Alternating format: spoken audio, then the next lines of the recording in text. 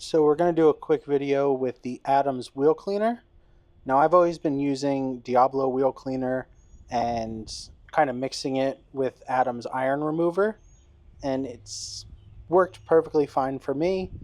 Now they do have a dedicated iron remover, so we're just going to go through and you can see I'm going to rinse off the wheel first just to make sure that I get any loose dirt on it.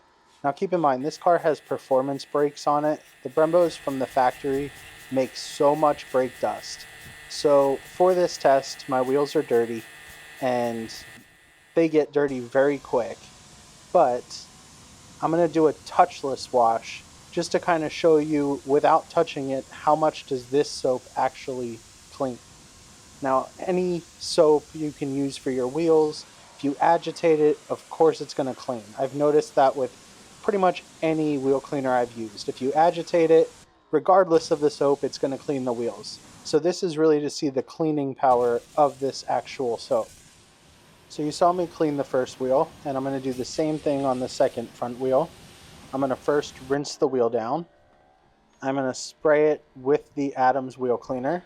Now this has an iron remover built into it, and it is a little bit thicker than like water or some of the other runny car wheel soaps. So I do like that this sticks to the wheel.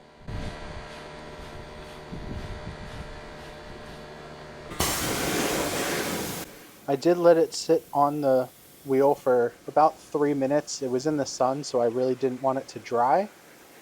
So once I let it sit, I'm doing the final rinse here and we'll see the results. So keep in mind, these wheels aren't perfect by any means. This was a touchless wash just to see how much the soap itself would take off. I think it did a pretty good job. It definitely did a better job than Diablo or using iron remover by itself. But let me know what you think of the results.